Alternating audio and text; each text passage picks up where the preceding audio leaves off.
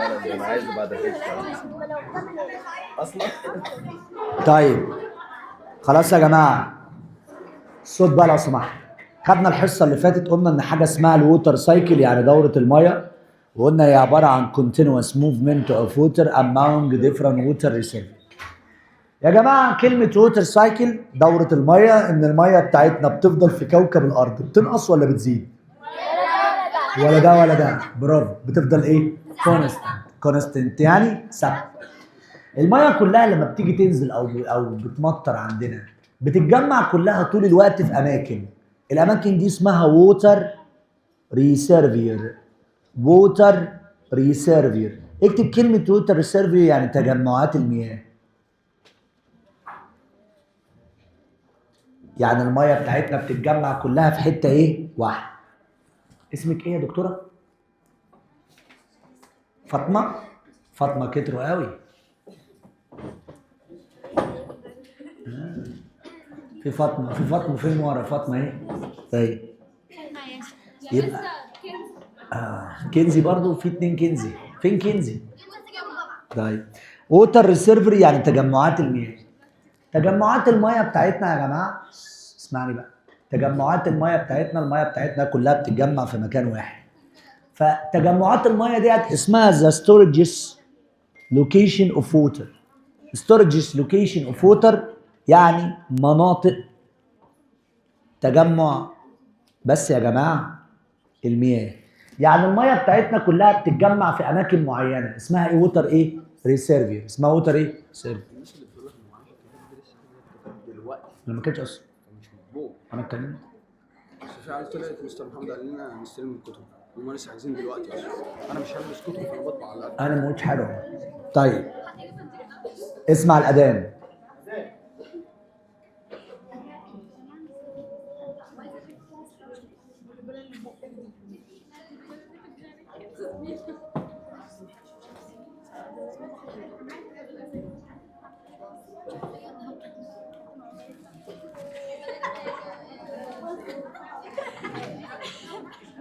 اسمع يا اذان ما تتكلمش.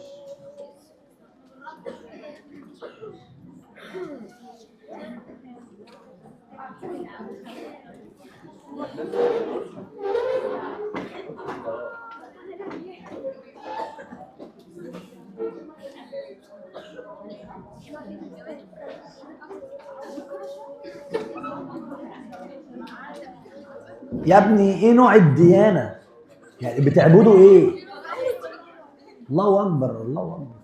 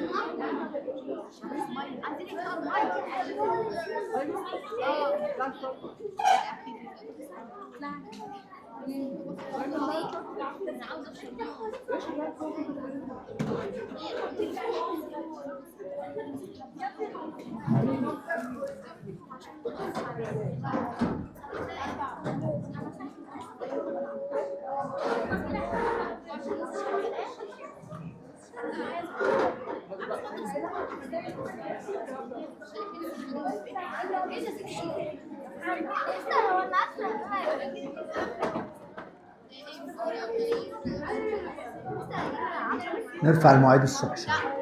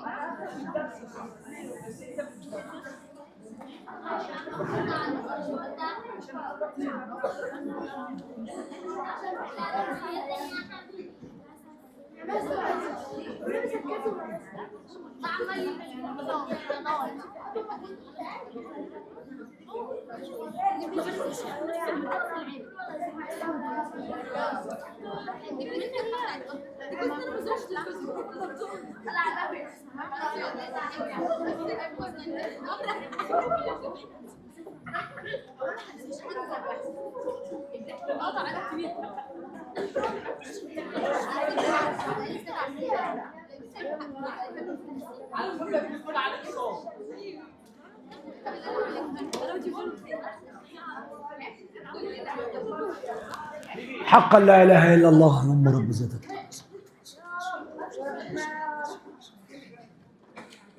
طيب بص يا جماعه، ركز معايا بقى. كده احنا عرفنا ان الووتر سايكل دوره المايه بتعدي بتاعتنا على 5 مراحل، هي evaporation, condensation, precipitation, run off, collection. وخدنا ان المايه بتاعتنا ديت لما بتيجي تنزل تاني بتنزل في تجمعات اسمها ووتر ايه؟ ريسيرفي. الووتر سايكل هي المايه اللي لما بتيجي تدور بترجع دايما لمستقر، يعني مكان تفضل ثابته فيه، اسمها ووتر ايه؟ ريسيرفي. يبقى الووتر ريسيرفي هو عباره عن ايه؟ هو عباره عن ستورج لوكيشن، مكان تجمع، مكان بتتجمع فيه المايه اون ايرث على الارض. طب مين عندي الووتر ريسيرفير زي مين؟ خد عندك يا سيدي زي الاوشن، زي السي، زي الليكس البحيرات، زي الريفرز الانهار. ممكن تذكر اللي اسمها يا جماعه؟ عندك الجلاسيوس اللي هي قلنا ايه؟ الجليد. زي السويل التربه، زي الروكس الصخور، زي الليفنج اورجانيزمز الكائنات الحيه. ايه ده يا مستر؟ الكائنات الحيه هل تعتبر ووتر ريسيرفير؟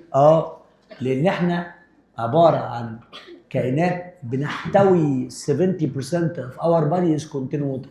70% من جسمنا رحمه في ميه، يعني جسم ده 70% جواه ايه؟ ميه. طيب ايه تاني؟ الاتموسفير. هو الاتموسفير اللي هو الغلاف الايه؟ الجو. هو الغلاف الجوي يا مستر بتاعنا فيه ميه؟ امال الكلاود دي فيها ايه؟ مش فيها ميه؟ يبقى تعتبر ووتر ريسيرفير. ووتر ايه؟ ريسيرفير. ايه؟ ارسخوا. في آية خلاص بقى يا ولاد. مش في عندنا آية بتقول لك ومنهم من يتشقق ويخرج منه الماء. دي يتشق ويخرج منه الميه، وخدناها في سنه رابعه لو انت فاكر. ثانيه واحده. الو، انا في حصه دلوقتي هكلمك بعدين. سلام. خلاص كده يا جماعه؟ يانا. طيب في بيتشقق ويخرج منه الميه، تمام؟ يعني الصخور دي بيكون احيانا بتحتوي على مياه بتتشقق ويخرج منها الميه، تمام؟ تمام. يبقى احنا عرفنا كده ان الاوشن والريفر والروك والسي والجلاسيرز والليفنج اورجانيزمز والليكس والسويل والاتموسفير كل دي اسمها مخازن ايه؟ ميه. يعني دي كلها بتحتوي على مياه. طب كلام عظيم. ركز بقى معايا في الحته اللي جايه دي عشان مهمه قوي. الاربع او الخمس مراحل اللي بيعدي عليهم الميه اللي هم الايفيبوريشن والكوندنسيشن والبرسيبيتيشن والران اوف والكولكشن بيحصلوا او بيعتمدوا على حاجتين: انرجي وفورس. انرجي يعني طاقه، فورس قوه. مستر انا مش فاهم ازاي بعتمد على الطاقه وعلى القوه. يلا نبدا مع بعض نفهم. يلا نبدا مع بعض واحده واحده كده نفهم ايه علاقه الانرجي والفورس بتكوين الميه. يلا بينا يا استاذه سلمى، يلا بينا. يلا بينا نبدا مع بعض من اول الانرجي، الطاقه. نبدا مع بعض من اول الصن.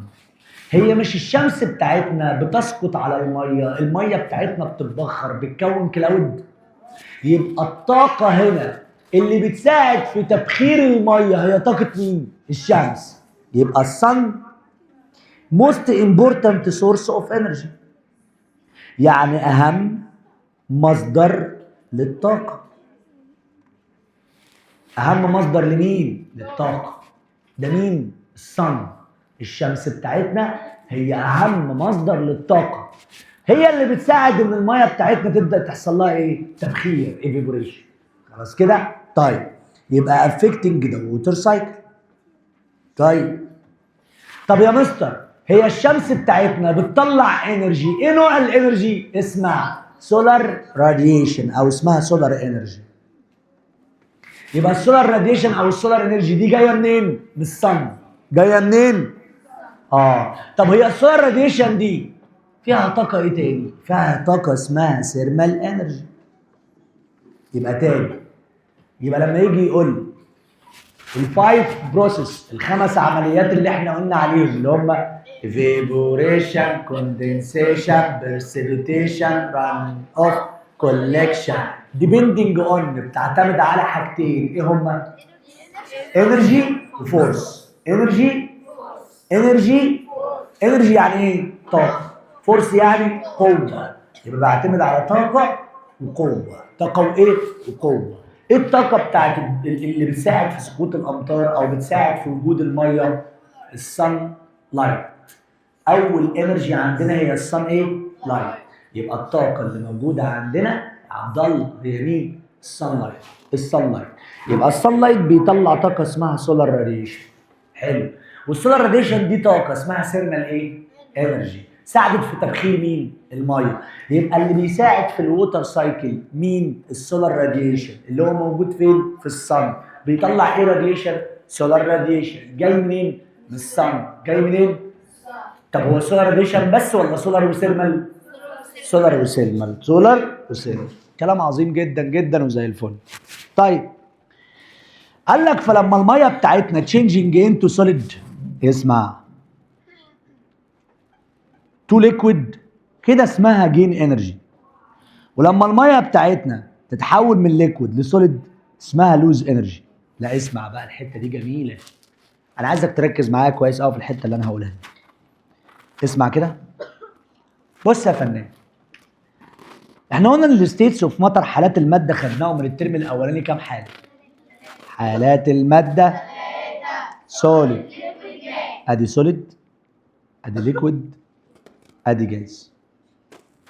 معايا بقى، هو انا لما يكون عندي سوليد زي مين؟ مش زي الايس، صح؟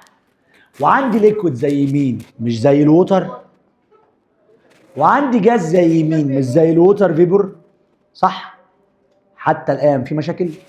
طيب انا لما يكون عندي ماده سوليد وليكويد وجاز، طب لو انا حولت من سوليد لليكويد، يعني كانت ماده صلبه بقت ماده سائله، العمليه دي اسمها عمليه ايه؟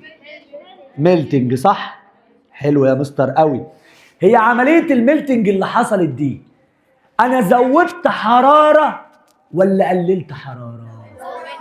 يبقى اسمها جين انرجي، اكتسبت حراره. طيب لو انا كان عندي ميه ورحت ماسك الميه ديت حطيتها في الفريزر، يبقى انا كده اكتسبت حراره ولا فقدت حراره؟ يبقى دي اسمها عمليه فريزنج، وعمليه الفريزنج بيبقى اسمها لوز انرجي، يعني فقدت ايه؟ حراره. طيب ركز معايا بقى. طب لو انا جبت الميه دي ورحت مسخنها جامد قوي يا بنتي يا سما، سخنتها جامد قوي، فالميه حصل لها ايه؟ اتبخرت، يبقى اتحولت من ليكويد لايه؟ يبقى العمليه دي اسمها عمليه ايفيبوريشن. طب انا كده زودت حراره ولا قللت حراره؟ يبقى جين ولا لوز؟ جين، يبقى جين انرجي. طب بعد ما الميه اتبخرت اهي، مش ممكن احط هنا اناء يرجع الميه تاني، قطرات من الميه مره تانيه؟ يبقى العمليه دي اسمها عمليه كوندن ايه؟ كوندن. يبقى انا هنا فقدت حراره ولا اكتسبت حراره؟ فقدت، يبقى لوز ايه؟ انرجي. ملاحظ حاجه؟ كل واحده عكس الثانيه. بص كده، يبقى من ليكويد، من سوليد لليكويد ميلتنج، كسبت حراره ولا فقدت؟ كسبت. طب من ليكويد لسوليد رجعت، يبقى عمليه ايه؟ فريزنج. فقدت حراره ولا اكتسبت؟ فقدت. طب من ليكويد لجاز ايفيبوريشن، فقدت ولا اكتسبت؟ اكتسبت، يبقى جين انرجي. طب من جاز لليكويد كوندنسيشن، فقدت ولا اكتسبت؟ فقدت، يبقى انت ملاحظ حاجه؟ سوليد ليكويد زودت حراره، طب ليكويد جاز زودت حراره، طب جاز ليكويد قللت حراره، ليكويد سوليد قللت حراره. فهمتوا؟ يبقى كده عندي حاجتين بيزودوا الحراره وحاجتين بيقللوا الحراره. ايه هما الحاجتين اللي بيزودوا الحراره؟ ها؟ لا، تاني. ايه الحاجات اللي بتزود الحراره؟ الميلتنج والايفيبوريشن، ده وده، صح؟ طب ايه الحاجات اللي بتقلل الحراره؟ الفريزنج والكوندنسيشن. تمام يا ابن عمي؟ تمام يا هنون؟ تمام.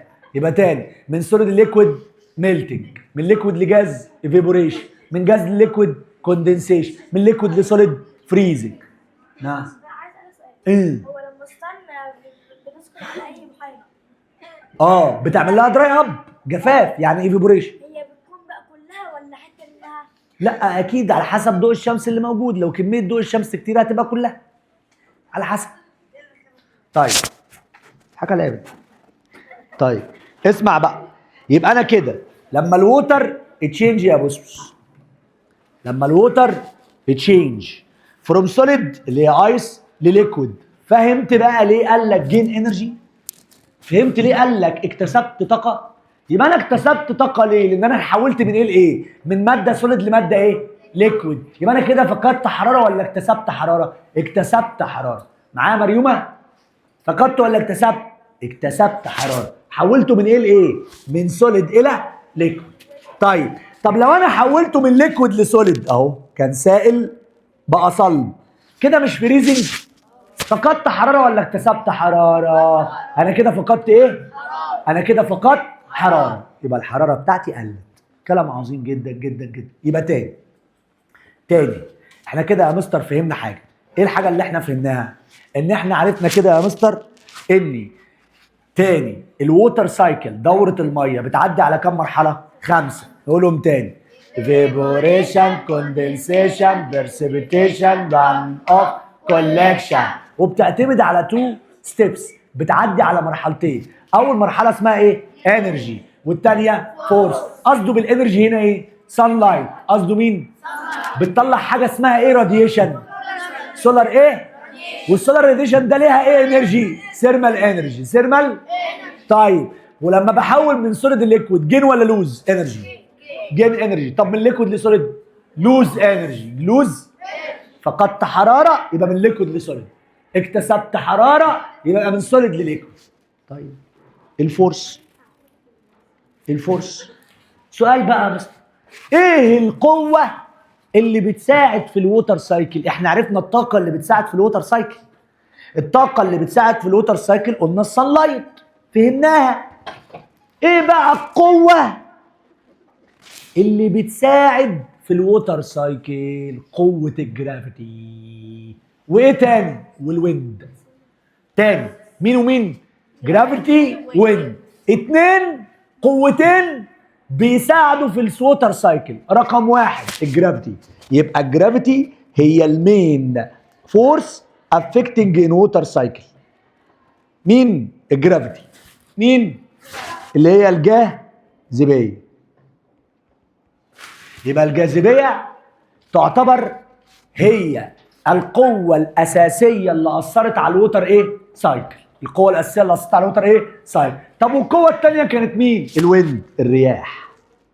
فالرياح هي انذر تايب، نوع تاني من الفورس افكتنج على الموفمنت اوف ووتر، يعني اثرت على حركه الميه. يبقى كم قوه اثرت معايا على حركه الميه؟ 2. الجرافيتي ومين؟ الجرافيتي ومين؟ مستر مش فاهم، تعالى افهمك واحده واحده. تعالى نشوف الجرافيتي زي ايه والويند زي ايه. يلا بينا. الجرافيتي الجاذبيه. تعالى نفهم كده مع بعض واحده واحده. شايف الجبل الجليدي اللي قدامك ده؟ انت بتقول لي يا مستر ان الفورس، في 2 فورس اثروا على حركه الميه، صح؟ مين هم قلنا ال2 فورس دولت؟ الجرافيتي والويند. نبدا مع بعض من اول الجرافيتي. ده جبل جليدي، صح؟ الجبل الجليدي دوت سقط عليه ضوء الشمس. فهمني، ضوء الشمس ده انرجي ولا فورس؟ انرجي ولا فورس يا هنا؟ انرجي. انرجي ولا فورس؟ انرجي. حلو. طب سيح التلج. لما التلج ساح مش كده هيخلي التلج ده ينزل لتحت ولا يطلع لفوق؟ طب مين اللي نزله لتحت؟ جرافيتي. طب الجرافيتي بقى فورس ولا انرجي؟ يبقى في قوه اللي ساعدت على ان التلج ينزل، اسمها ايه بقى القوه دي؟ جرافيتيشنال فورس او الجرافيتي. صعبه؟ يبقى اول واحده فيها مشاكل. يبقى لما يجي يقول لي ايه الفورس اللي مسؤوله على ان الووتر فول داون اي حاجه فيها كلمه داون لاسفل، او قايل القوه دي مين؟ جرافيتي. القوه دي مين؟ تعال نشوف الكلام ده صح ولا غلط. اهو بص بيقول لك هنا ايه؟ ذا فورس بيقول لك فولينج اوف ميلتنج اوف ايس كريستالز، يعني بتساعد في سقوط ايس كريستالز. ايس كريستالز يعني كريستالات الايه؟ التلج. اند ووتر دروبلت، يعني ووتر دروبلت قطرات الميه. فاوند ان كلاود، يعني يا مستر عايز تقول لي كمان ان الكلاود لما بتسقط مطره اكيد بتنزلها لتحت، اكيد ما بتطلعهاش لفوق. ايه السبب؟ الجرافيتي برضو. يبقى الكلاود باك تو ذا ايرث سيرفيس ليد تو ذا فلوينج اوف ليكويد ووتر. بص الجمله اللي جايه دي اهم حته، داون هيل، يعني ايه؟ لاسفل. يبقى خلت الميه بتاعتنا تنزل ايه؟ لتحت. يا ترى مين السبب اللي خلى الميه بتاعتنا تنزل لتحت؟ هي الجرافيتي. هي مين؟ الجرافيتي. طب بعد ما الميه نزلت لتحت كونت ايه؟ قال لك كونت ستريمز، يعني مجاري مياه. عارفين يعني ايه مجرى ميه طبعا، صح؟ صح يا رحمه؟ عارف يعني ايه مجرى ميه؟ المجرى بتاع الميه، عارفه؟ ايه تاني؟ اند ريفر، نهر. وبعد كده قال لي اقول لي يا جماعه، هو مجرى النهر اخره ايه؟ بحر. ممتاز. بحر او اوشن، يعني سي او اوشن. سي او اوشن، برافو. اللي هي اسمها لارج ووتر بادي. يبقى اكتب كده بين قوسين ان اللارج ووتر بادي قصده بيه السي والاوشن. يبقى كده الستريم والريفر بتفضل تمشي لحد لارج ووتر بادي. مين اللارج ووتر بادي؟ السي والمين؟ والاوشن. السي والمين يا مريومه؟ والاوشن. كلام عظيم. طيب ايه تاني يا مستر من امثله على الجرافيتي؟ الجبل الجليدي اللي احنا لسه قايلين عليه من شويه، ميلتنج اوف ايس. قال لك ذا سوليد ستيت اوف ايس ان جليسيرز فروم هاي التيتيود. يعني ايه هاي التيتيود؟ يعني من مرتفع. تو لو التيتيود، يعني ايه لو التيتيود؟ منخفض. اكتب هاي التيتيود يعني مرتفع، واكتب لو التيتيود منخفض. يعني بص كده على التلج ده، جه من فوق لتحت ولا من تحت لفوق؟ من فوق لتحت. يعني قول ورايا بقى، from high altitude to low altitude. from high to low. from high altitude to low. من مرتفع الى منخفض، يعني من high elevation للو elevation، من مرتفع الى منخفض. كلمة هاي التيتيود هي كلمة هاي اليفيشن، وكلمة لو التيتيود هي كلمة لو اليفيشن. تاني يا جماعة، تاني. يبقى تاني، الجرافيتي، الجاذبية دي بتسحب الأجسام لأسفل، صح؟ طيب زي إيه؟ زي سقوط التلج. زي إيه تاني؟ زي سقوط المية، صح كده؟ سقوط المية منين؟ من الكلاود. بتنزل لتحت وبتطلع لفوق؟ تنزل لتحت بسبب قوة مين؟ جرافيتي. بسبب قوة مين؟ يبقى الجاذبيه هي اللي مسؤوله عن سقوط مين؟ الميه. هي المسؤوله عن سقوط مين؟ خدنا بعد كده يا جماعه ان الميه بتاعتنا لما بتيجي تنزل من الكلاود، هل هي بس الاماكن اللي بتنزل فيها ميه ولا كمان ممكن تنزل من الجليسيرز؟ وهي نازله من الجليسيرز من هاي التيتيود للو التيتيود، من هاي التيتيود للو التيتيود، من مرتفع الى منخفض، من فوق الى تحت. حلو قوي. نعم. جبال التلج دي بتتكون في القطب الشمالي والقطب الجنوبي نتيجه الانخفاض الشديد في درجه الحراره. فالانخفاض دوت حول الميه اللي موجوده لتلج. ولما تكبر شويه ان شاء الله تخش اولى ثانوي باذن الله، تعرف ان لما درجه الحراره بتبقى ليس ذان 4 ديجري سيلسيوس، لما درجه الحراره بتقل من 4، اقل من 4 ديجري سيلسيوس، التلج دوت بيتجمع وفلوت اون ووتر، بيطفو فوق سطح الميه. نعم. سؤال معلش. اتفضل. افرق ازاي ما بين فلوت دي وفلو بتاعت النون اوف. فرق فين ازاي؟ دي؟ فلو اهي. دي التانية فيها كلمة بروسس، دي فيها كلمة ايه؟ فورس، قوة. يبقى قوة هقول جرافيتي، لكن بروسس بس كده. وصلت؟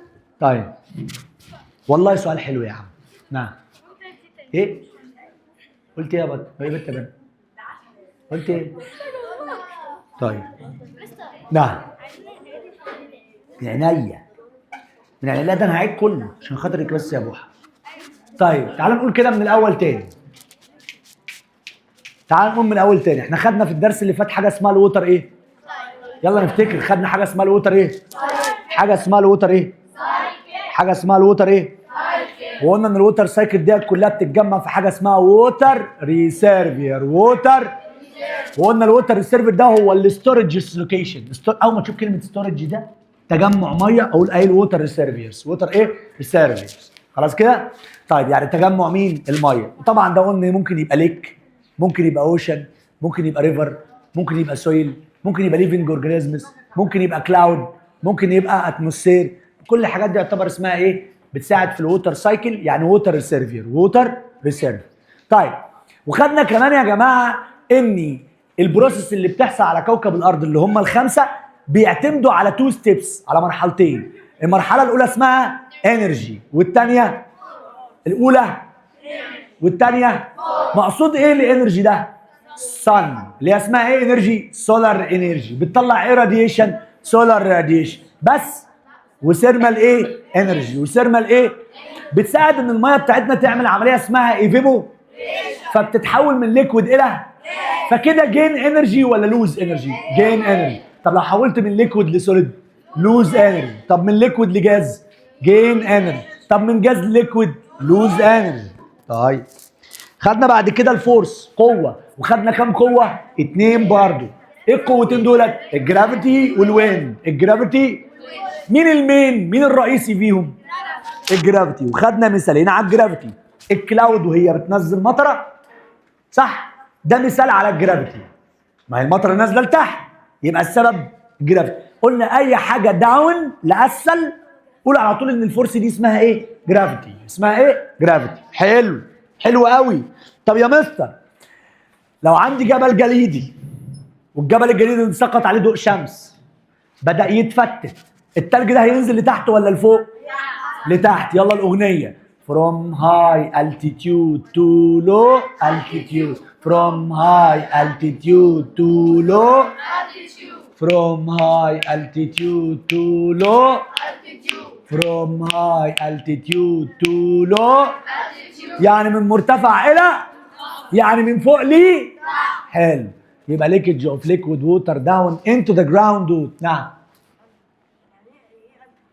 تاني ما انا كاتبه لك اهو، مرتفع منخفض من فوق لتحت. يا واد ما انا قايل يا واد، قلت لك خلي بالك منها كمان. هاي التيتيود يعني من مرتفع، لو التيتيود يعني منخفض. الناس بتكتب ورايا؟ تمام، حلو قوي. تعال نبص كده مع بعض على السبب الثالث اللي فيه جرافيتي. الحمد لله ربنا كرمنا والميه نزلت. تمام؟ فين؟ على الارض. مش ممكن الميه دي يا بنتي يا هاني تتسرب تتسرب تتسرب تتسرب تتسرب وتنزل تحت الارض؟ صح يا بنت ايتم؟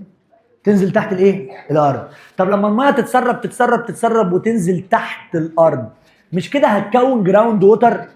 ايه ده يعني يا مستر الميه كونت جراوند ووتر بسبب الفورس اوف مين؟ جرافيتي يا بنتي يا كنزي. بسبب قوه مين؟ الجاذبيه. يبقى نبص كده مع بعض. ليكجز اوف ليكويد ووتر، تسريب. اكتب كلمة ليكج يعني تسريب. اوف ليكويد ووتر يعني المية السائلة. داون لأسفل. into the ground على الأرض. عشان تكون جراوند ووتر ريسيرفير. تجمعات مياه جوفية. يعني المياه الجوفية خلاص اتجمعت. تجمع انت فين ملزمتك؟ او الكتاب بيعمل ايه جوه بقى؟ انت عايز تجنني؟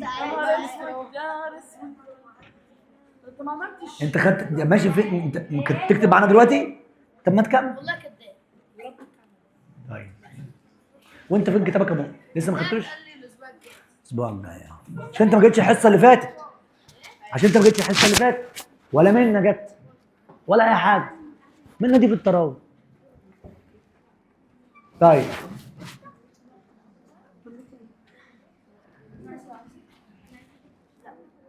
خلاص يا جماعه. طيب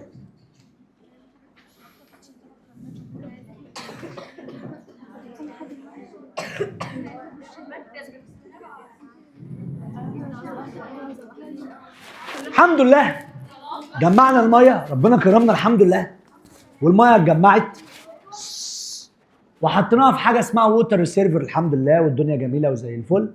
حلو الكلام. طيب تعالى بقى نعمل عمليه اسمها ترانسفير انرجي، نقل للطاقه. يلا الطاقه ننقلها، يلا بينا. انتقال الطاقه، ترانسفير انرجي، يكتب انتقال الطاقه. طب يا مستر الطاقه بتنتقل ازاي؟ لسه قايلينها احنا من شويه. الطاقه بتنتقل عن طريق 4 عمليات، نقولهم تاني: ميلتينج، فريزنج، ايفابوريشن، كوندنسيشن. في 2 اخوات وفي 2 اخوات، في 2 جين انرجي وفي 2 لوز انرجي. مين الاثنين اللي لوز؟ الكوندنسيشن والفريزنج. اهو بص حتى قال لك ايه؟ زي ار تو بروسيس بيحصلوا للووتر بارتيكلز، بيحصل فيهم لوز ثيرمال انرجي. اكتب يفقد طاقه حراريه.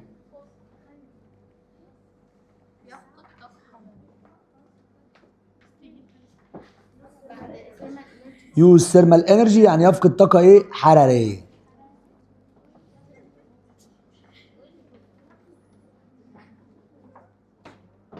حكي على ايه يا هبله؟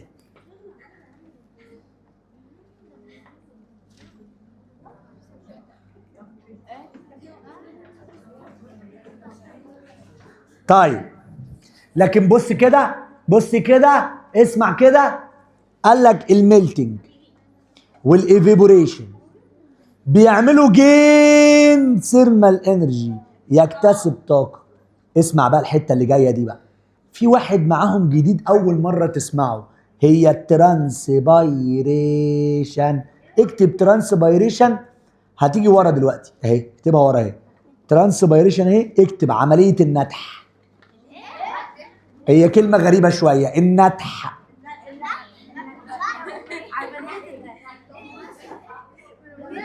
النتح، النتح.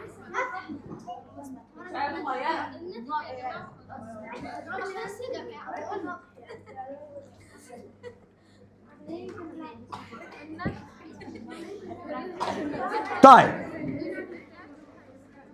معايا حماسه بقى، حماسه ركز معايا. النتح يا اخويا، النتح الف لام نون ت ح.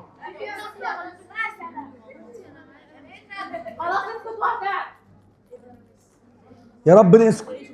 تعالى نبدا مع بعض من اول الايفيبوريشن. معايا يا بودة؟ معايا يا بودة؟ عبد الله؟ تمام. نبدا مع بعض من اول عمليه الايفيبوريشن. قال لك عمليه الايفيبوريشن يعني عمليه التبخير. قال لك هي الووتر سايكل. الصن، الشمس مش بتسخن الميه اللي موجوده في الاوشن وفي السي وفي الليك وفي الريفر وفي الاستريم في مجاري الميه.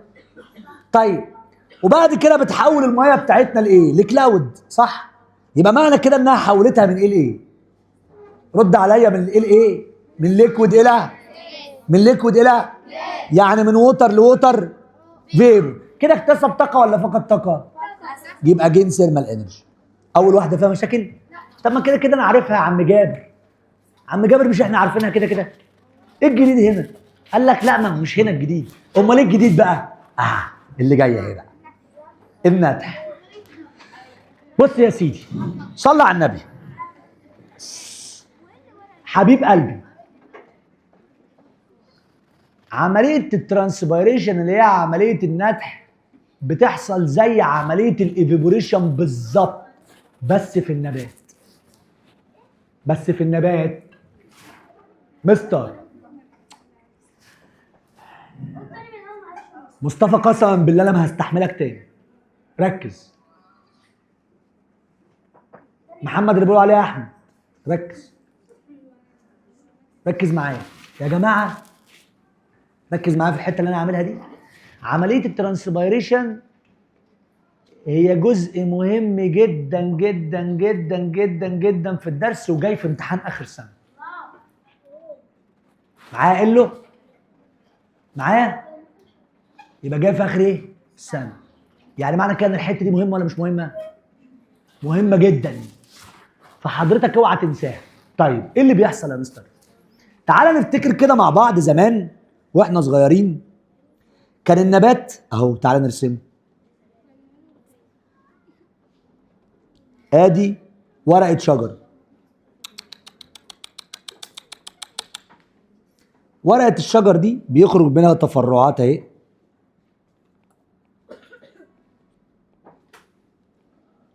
اسمع بقى، ادي التفرعات خارجه منها اهي.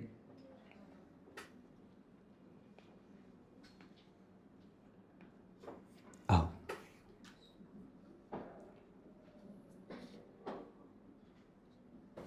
حلو حلو. وبعدين قال لك لو جبنا كده ورقه الشجر دي وكبرناها، هنلاقي ان ورقه الشجر دي جواها فتحات كده. حد فاكر اسمها ايه؟ برافو، ستوميتا. ستوميتا، ستوميتا. دي عباره عن ايه بقى؟ دي عباره عن اتخاذ ان النبات ذات نفسه بياخد غاز اسمه كربون ايه؟ بيخش منها. طيب والنبات ذات نفسه لما بيجي يمتص ميه من الجذور من تحت من الارض، وبياخد الميه الزياده ديت يطلعها فوق، تمام؟ بيخرج الميه الزياده دي منين؟ من الاستوميتا برضه. يبقى لازمه الاستوميتا دي ايه؟ بتخرج الميه الزياده اللي موجوده في النبات. ابسطها لك، ايوه. ساعات كده يا فندم انت لما حضرتك بتكون ايديك محروقه ولا في حرق صغير كده في ايدك ولا اي حاجه، فماما تقول لك ايه؟ انا هاخدك الساعه 6 الصبح ولا 7 الصبح نطلع على الشجره ناخد منها حاجه اسمها الندى. عارفين الندى؟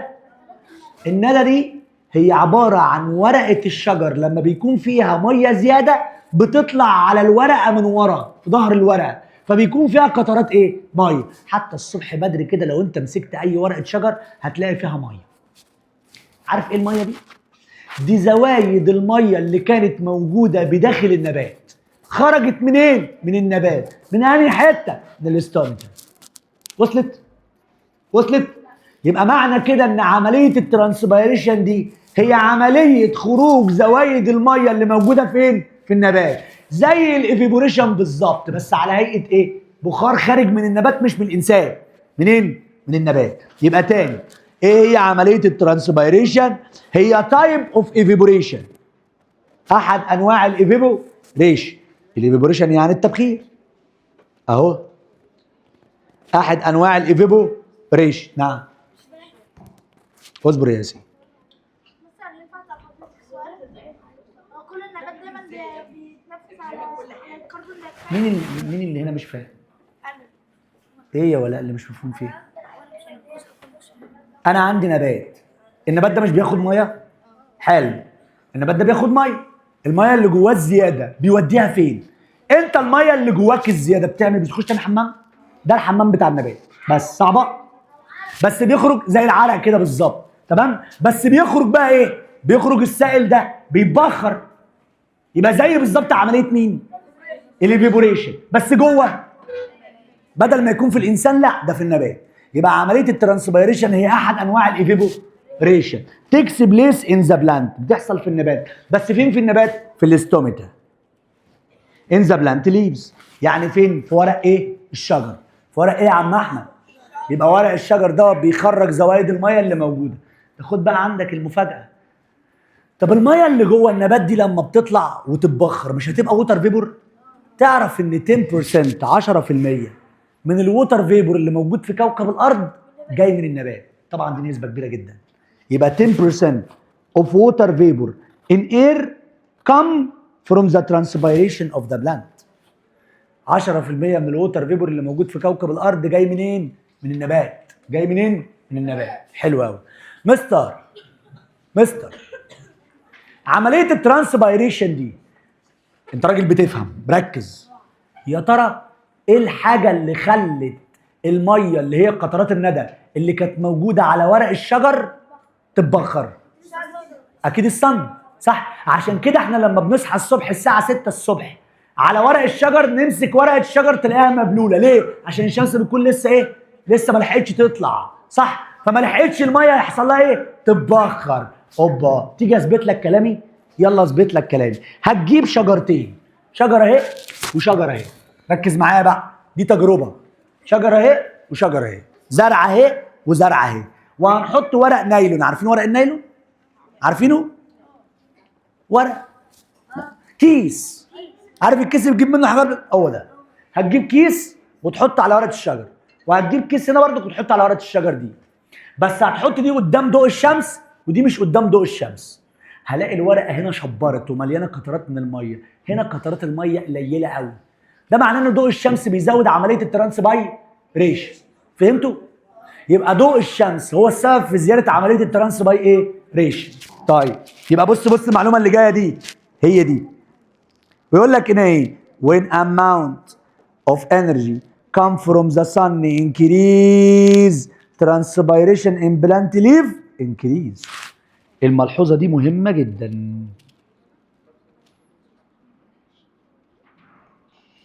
يبقى تاني، when amount of energy come from the sun increase the transpiration in the plant leaf increase.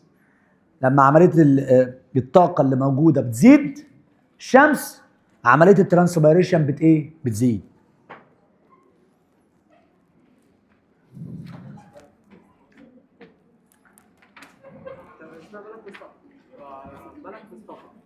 مالها؟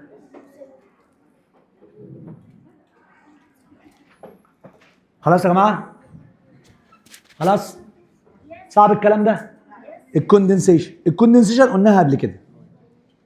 هي الكوندنسيشن تحويل الماده من ليكويد لجاز ولا من جاز لليكويد؟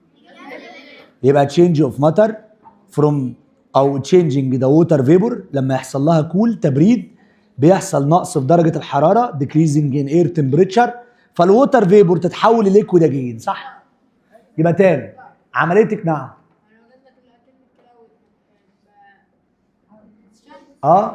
الكلاود كوندنسيشن، تكوين الكلاود كوندنسيشن. تمام؟ السؤال طب هنا بقى بيقول لك لما كان الووتر فيبور بخار الميه برد بسبب نقص في درجه الحراره، مش هينزل تاني على هيئه ووتر؟ فراح مكون قطرات منين؟ من الميه على الاناء اللي بره ده. فاكر لما كنت بقول لك انا قلت جمله كده الحصه اللي فاتت اللي هي بتاعت الميه المشبره، فاكرينها؟ كان في كلمه كده كنت بقولها اسمها ايه؟ غير الفوج. برافو، ووتر دروبلت. اول ما تشوف كلمه ووتر دروبلت في اي سؤال تقوم قايل العمليه دي اسمها عمليه كوندنسيشن. يبقى الميه بتاعتنا لما تيجي تتبخر لما لمست حاجه ساقعه مش هتنزل تاني على هيئه قطرات. بص قطرات الميه دي، يبقى دي عمليه ايه؟ كوندنسيشن. اهو بص حتى بيقول لك هنا ايه؟ بيقول لك the cloud are formed when they are consists of tiny water droplets. شد خدت بالك؟ that condenses in air so the water vapor releasing the energy and changing into liquid water again. خلاص يا جماعه؟ يبقى تاني البخار اتحول مره ميه تانيه، يبقى كان ووتر فيبور بقى ووتر، يبقى دي اسمها عمليه كوندن. وهو بيعمل كوندنسيشن هيكون قطرات من الميه على الازاز من بره، صح؟ اسمها ايه قطرات الميه؟ ووتر دروبلت. ووتر، يبقى العمليه دي اسمها عمليه كوندنسيشن. الكلام اللي انا قلته ده صعب؟ يلا نعيد من الاول تاني عشان نفتكر. معلش الاعاده افاده.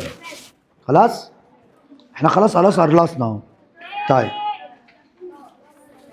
نعم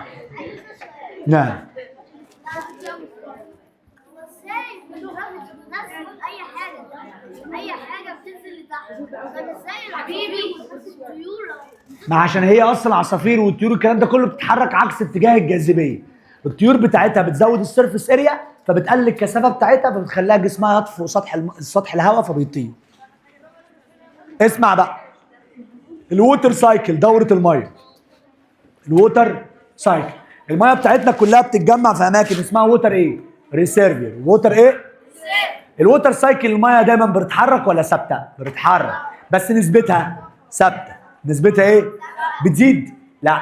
بتقل؟ لا. وبتتجمع في اماكن اسمها ووتر ريسيرفير. ووتر ايه؟ في كلمه معينه كده بشوفها بقول على طول ووتر ريسيرفير، اسمها ايه؟ ستورج. ستورج لوكيشن. ستورج، اول ما اشوف كلمه ستورج لوكيشن يا مؤمن بقول قايل على طول ووتر ايه؟ ريسيرفير. ووتر ايه؟ ريسيرفير. طيب زي اوشن، زي سي، زي ليك، زي ريفر، زي جلاسيرز، زي سويل، زي روك، زي ليفنج اورجانيزمز، زي اتموسفير. وقلنا ان هي بتعدي على 5 بروسيس، وهي بتعدي على الفايف بروسيس دي بتكون بتعتمد على 2 ستيبس، خطوتين. ايه هما الخطوتين؟ ايه هما؟ انرجي وفورس. ركز معايا يا احمد. انرجي وايه؟ فورس. الانرجي قصده هنا الانرجي مين؟ الصن. بتطلع حاجه اسمها ايه؟ راديشن. سولار ايه؟ بس. وثيرمال ايه؟ انرجي. سولار راديشن وثيرمال ايه؟ مش عارف ليه الناس كلها مش معايا. مش كل الناس بترد. ممكن الناس ترد عليها كلها؟ تاني، بتطلع ثيرمال ايه؟ انرجي. ثيرمال ايه؟ هو انا لو حولت الماده من سوليد لليكويد كده جين انرجي ولا لوست انرجي؟ جين ايه؟ جين ايه؟ طب لو حولته من ليكويد لجاز؟ شوف ضحكت عليك. جين انرجي برضه. جين ايه؟ طيب لو حولته من ليكويد لسوليد؟ لوز انرجي. لوز ايه؟ لوز ايه؟ قلنا بعد كده العمليه الثانيه عمليه الفورس، صح؟ احنا خدنا انرجي وفورس. قلنا الانرجي السان لايت، الفورس جرافيتي ومين؟ جرافيتي ومين؟ اي حاجه داون هيل يبقى اسمها جرافيتي. الجرافيتي بتعمل كام حاجه؟ حاجتين. فولينج ده كلاود بتساعد في سقوط الامطار. وقلنا الجليشيرز لما حصل ميلتنج للايس عملت داون هيل، سقطت لاسفل. السبب الثالث كونت حاجه اسمها جراوند ايه؟ ووتر. الجراوند ايه؟ الثلاث حاجات دولت من 3 امثله على الجرافيتي. خلاص يا جماعه؟ والويند كلنا عارفين انها بتحرك مين؟ الميه. طيب خدنا بعد كده يا جماعه الترانسفير انرجي، انتقال الطاقه. وقلنا ان الطاقه بتنتقل بكام طرق؟ 4 ولا 5؟ 5. 4 كنا بناخدهم من السنين اللي فاتت، وواحده 5 زودناها النهارده، فاكرينها؟ طيب نقول ال5 كده مع بعض. في 2 اخوات وفي 3 اخوات. مين الاثنين الاخوات؟ كوندنسيشن وفريزنج. لوز انرجي ولا جين انرجي؟ لوز انرجي. وفي 3 اخوات، مين هم؟ ميلتنج وفيبوريشن وواحده جديده ترانسباي. ترانسباي. وخصصنا قلنا ان الترانسبيريشن دي بتحصل في مين بس؟ في البلانت بس. بتحصل في البلانت. وعمليه الايفيبوريشن دي تحويل الماده بتاعتنا من ليكويد الى جاز. يعني الووتر بقى ووتر، فجين انرجي ولا لوست انرجي؟ جين انرجي. وخدنا عمليه اسمها الترانسبيريشن، وهي احد انواع الايفيبوريشن، وبتخرج من حته اسمها ستوميتا. اسمها ايه؟ اسمها ايه؟ وقلنا كام برسنت من الووتر فيبور اللي موجود على الارض خرج من الترانسبيريشن؟ 10% من الووتر فيبور خرج من الترانسبيريشن. وقلنا يا جماعه لما الصن لايت بتاعنا بيزيد عمليه الترانسبيريشن بتاعتنا بتزيد. وخدنا عمليه الكوندنسيشن، وقلنا ان الكوندنسيشن دايما بتيجي معاها كلمه اسمها ووتر دروبلت، وهي عمليه تحويل الجاز لليكويد. يعني الووتر فيبور يرجع تاني على هيئه ووتر.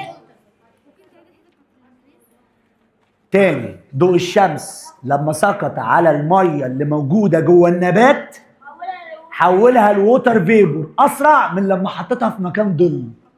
يبقى لما ضوء الشمس بيزيد عمليه التبخير بتزيد، يعني الترانسبيريشن بيزيد. خلاص؟ طيب اخر حته عندنا هاو كلاود ار فورمد. ازاي السحابه بتتكون؟ طبعا السحابه بتتكون، ما احنا خدناها قبل كده بس معلش عايزين نقولها تاني. اتكونت من عمليه اسمها كوندنسيشن اوف ووتر فيبور، صح؟ ودي مهمه جدا. الكلاود بيتكون كوندنسيشن اوف ووتر فيبور. خلي بالك عشان ده سؤال جيف ريزون دايما هيجي لك. يقول لك جيف ريزون هاو ذا كلاود فورميشن. هقول due to، قول ورايا due to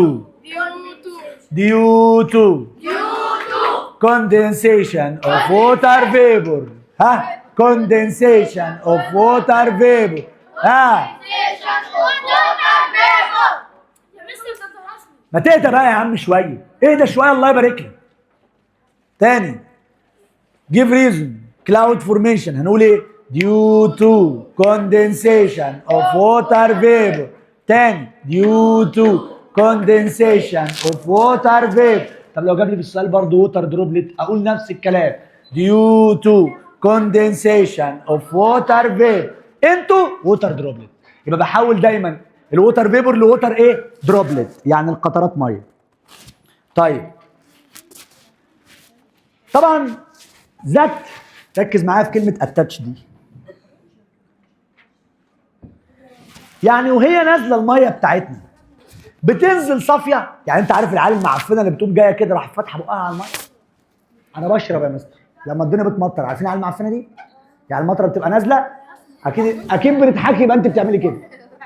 المطره وهي نازله يقوم عامل كده. حبيب قلبي المطره وهي نازله دي بتسحب معاها دست وسموك. ماشي خلاص، المره الجايه حاضر بقول لهم ينزلوها لي. طيب يبقى تاني الميه وهي نازله بتنزل ايه وايه؟ دست وسموك.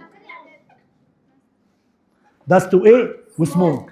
فالحاجتين دولت وهم نازلين دي طبعا ملوثات. دول ايه؟ ملوثات. ينفع انا افتح بقي وانزلهم فيها؟ لا طبعا. طيب بيقول لك وين ذا نمبر، اسمع بقى. طب لما قطرات من الميه، مش احنا خدنا ان الكلاود بيكون due to condensation of water vapor into water droplet؟ يا ملك into water droplet.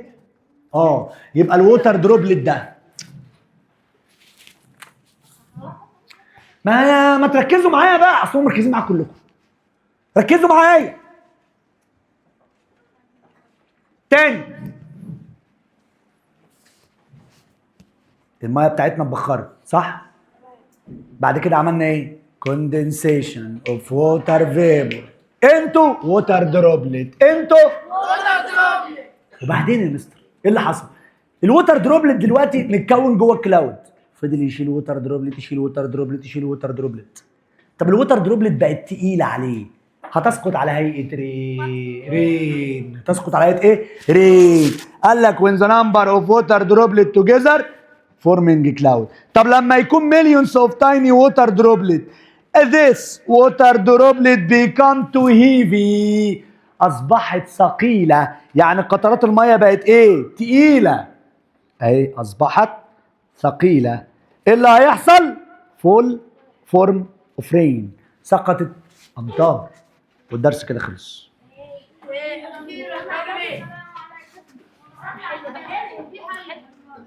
يلا طلع كتابك الحل.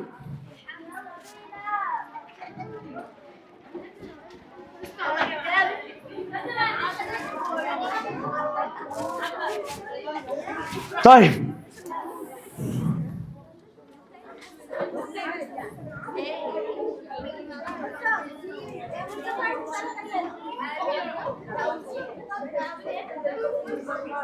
السؤال الأول،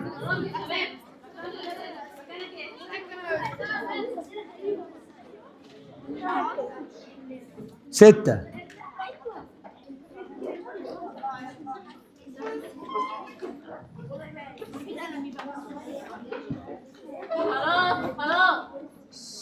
محمد اللي بيقولوا عليه أحمد.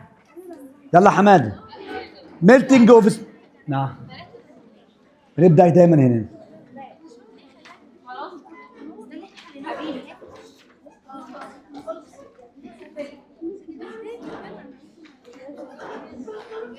يلا يا فنان. يقول لك melting للسنو at the two poles is due to gaining thermal energy that come from sun. اللي بعده leakage of water into the ground water reservoir is due to action of leakages of water into ground water. ايه السبب؟ الجرافيتي بتدور. بس يا حبيبي بس مش تكلمي في وداني. اللي بعده يقول لك all the following example على water reservoir on earth except ما عدا المون. برافو. movement of air and changing the state of water from not to not. يبقى الموفمنت of vibration من liquid لجاز. both not and not process due to the decreasing thermal energy. بقول لك decrease thermal energy يعني lose ايه؟ freezing وكوندنسيشن. شاطر. sun مين اللي قاعد دور؟ sun heat water of sea and ocean this lead to occurrence of not process. لما الشمس بتسخن الميه تعمل عمليه ايه؟ evaporation. evaporation of water from leaves of plant transpiration. About 10% من الووتر vapor are coming from transpiration of plants. Water vapor is presenting in air changing into A when it hit cold water bottle. ممتاز. liquid water لان الووتر فيبور لما هيطلع هيلمس سطح بارد هيرجع تاني على هيئه ووتر. ممتاز. اللي بعده الكلاود are formed due to condensation. اللي بعده صباح ايه؟ لا هناخد صف ولاد وصف بنات. بوحه ذا فورم. احنا لسه معانا كمان. احنا كل حصه نقعد نحل لحد الجيف ريزون ما يخلص. form of water that found in air and sometimes we can't see it. بيقول لك form of water found in air موجود في الهواء. form of water موجود في الهواء but sometimes can't see it. يبقى ووتر فيبور. ممتازه لان الووتر فيبور احيانا ما بنشوفوش. مش لازم تتاكدي منها، خليكي واثقه في نفسك. خد اللي بعدها the condenses of water vapor in cloud يعني حصل condenses للووتر فيبور returning back to the earth surface يعني رجع تاني لكوكب الارض in the form of all the following except يعني بينزل على كوكب الارض بكل الطرق دي ما عدا ووتر فيبور رين سنو سليت. بس سمعت مين اللي قال يعني ايه سنو؟ في حد ما يعرفش يعني ايه سنو؟ انت اللي عليك الدور. انت اللي عليك الدور. بالله عليك اسكت.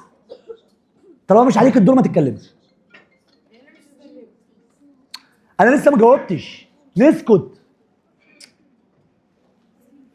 سي سنو دي سليت يعني قطرات. يعني المطره بتنزل على هيئه قطرات صح؟ وبتنزل على هيئه سنو صح؟ وبتنزل على هيئه رين صح؟ يبقى ما بتنزلش على هيئه ايه؟ هي في ووتر فيبر بينزل لتحت ولا بيطلع لفوق؟ يبقى ووتر فيبر. اللي بعده بوزموس when the water vapor rise up into the atmosphere it cools. برد. مصطفى ارجع ورا. ارجع ورا.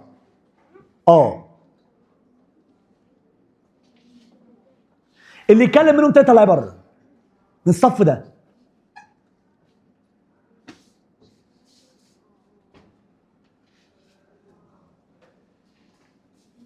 ها when the water vapor rise up طلع لفوق in atmosphere cool يعني ايه؟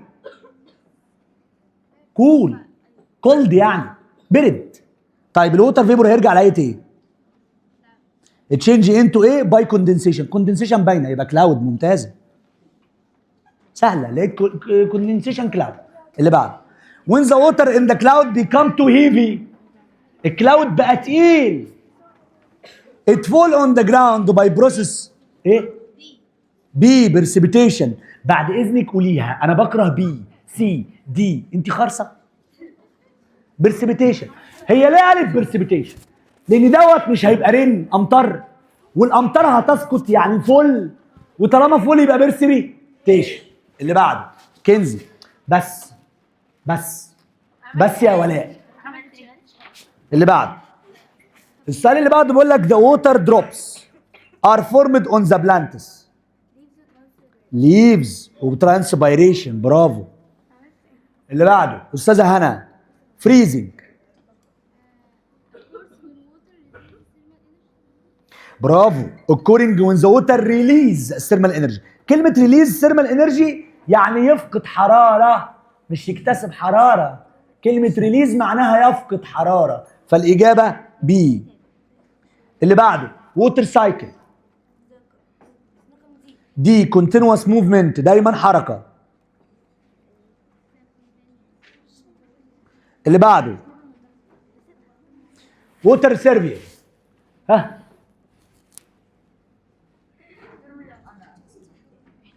ووتر سيرفير لوكيشن وذ ووتر كولكت ولا تشينجينج ووتر دروبلت انتو ووتر فيبر ولا مين سورس اوف انرجي اون ايرث؟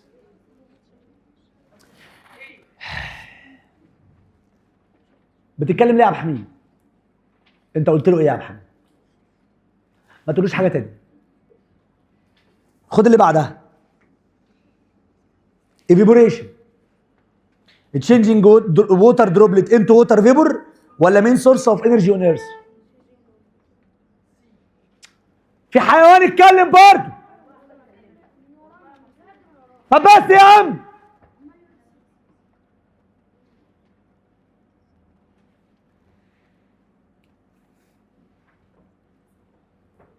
صح وغلط ومرج.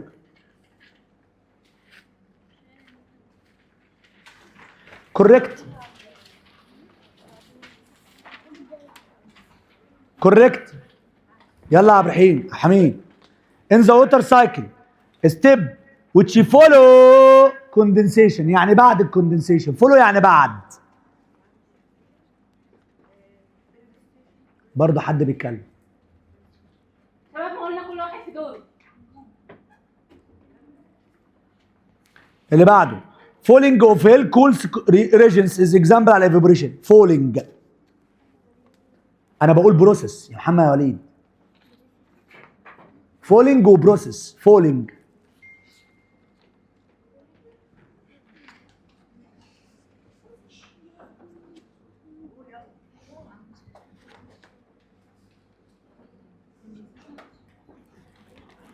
سقط يبقى كوندنسيشن مش فولنج يعني سقوط. لما بلاقي كلمة فول كنا بنقول ايه يا محمد وليد؟ ايه؟ فول يا محمد. سقط يا محمد. قول لي الخمس بروسيس يا محمد. ايفابوريشن كوندنسيشن برسبيتيشن ران اوف كوليكشن. تمام 10 على 10. ايفابوريشن يعني ايه؟ من ليكويد ليه؟ لجاز. كوندنسيشن يعني اكون مين؟ كلاود. طب الكلاود ده سقط ميه يبقى ايه؟ برسبيتيشن.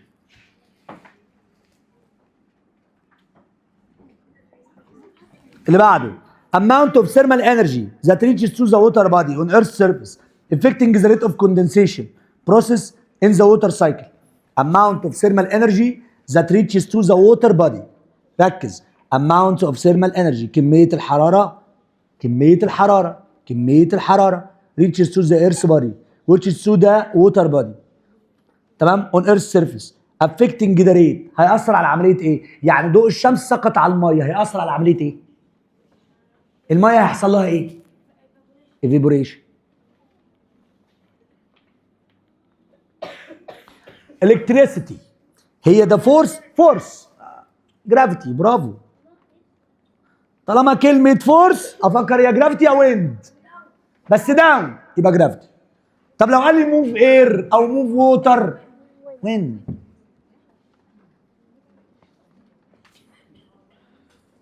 طب ايه الاماكن يا بودي؟ ده بليسز ستورنج ووتر اون ايرث. ووتر ايه؟ اسمها ريسيرفير. ووتر ريسيرفير.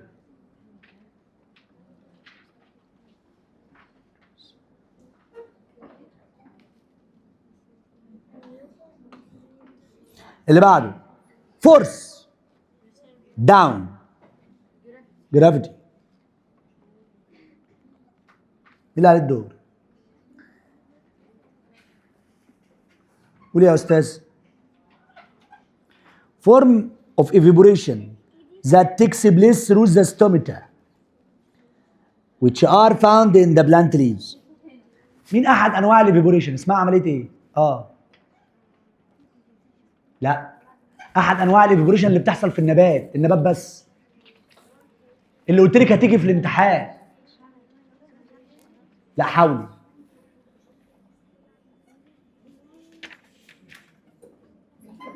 ترانس، اسمها ترانسبايريشن. ترانسبايريشن. ترانسبايريشن. اللي بعده the process which is a helping formation of cloud in the sky. condensation. الكومبليت هوم ورك. يلا تجيب ريزو. مين اللي عليه الدور؟ قولي يا دكتوره. بيقول لك يا جينا moving down of glaciers at the top of mountain in the foot. يعني بيقول لك انا عندي جليسيرز والتلج اللي فيه ده نزل لتحت بسبب مين؟ يبقى due to force of gravity. due to بقى due to force of gravity بسبب قوة الجاذبية. طيب force of gravity. مريم a changing of the same amount of water in water body into water vapor. give reason. changing some amount of water into water body into water vapor. الووتر اتحول لووتر فيبر بسبب مين؟ باي جين ولا باي لوز؟ لازم احدد. يبقى due to evaporation process by gain thermal energy. او ممكن نقول by heating.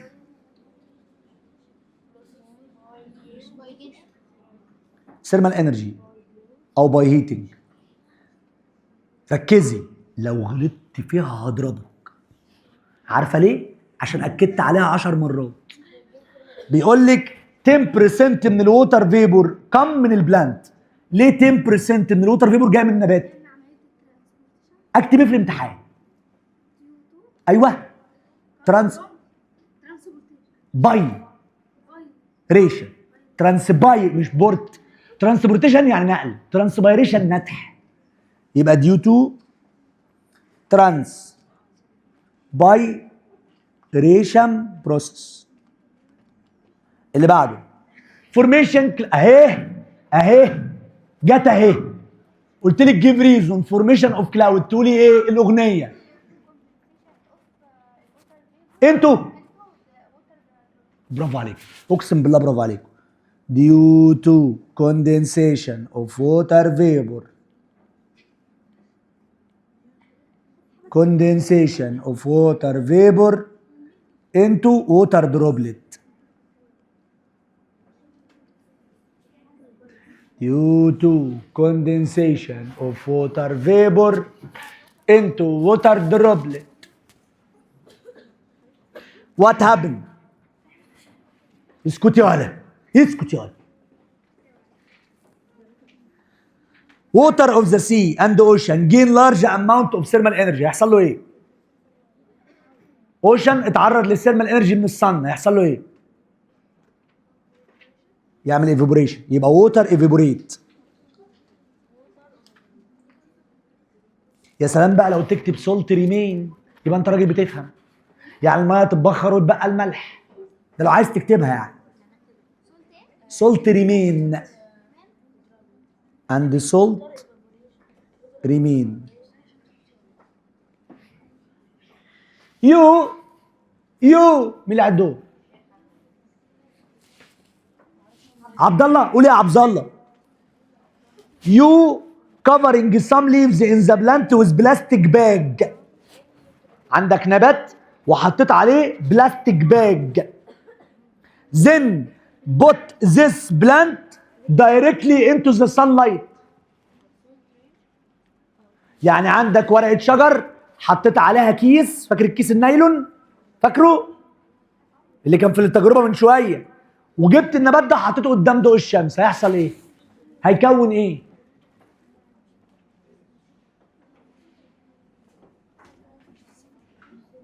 هيكون قطرات من الميه. صح؟ مش هي بيعمل عمليه ترانسبيريشن؟ يعني الووتر فيبور يبدا يبخر الميه ويكون على الكيس ايه؟ قطرات ميه. صح؟ يعني ايه قطرات ميه؟ ووتر دروبلت. يبقى فورمينج ووتر دروبلت.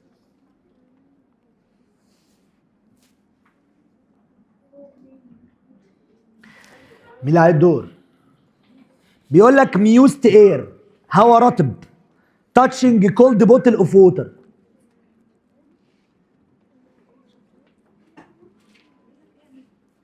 بتاعت ازازه البيبسي اهي، كوبايه ميه في هواء رطب، يعني هتشبر بقى.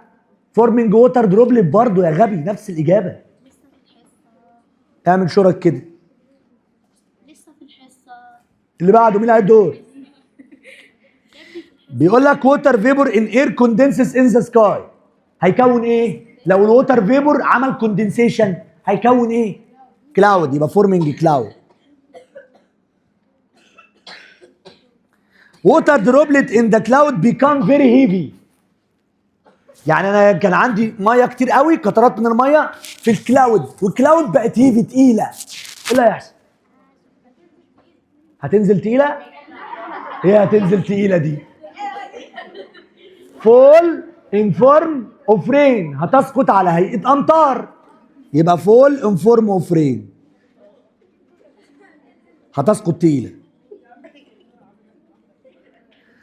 اي سؤال يا جماعه؟ حلينا لحد دلوقتي قبل ما خلص. هو حد عنده اي سؤال؟ حد عنده اي سؤال؟ اتفضل.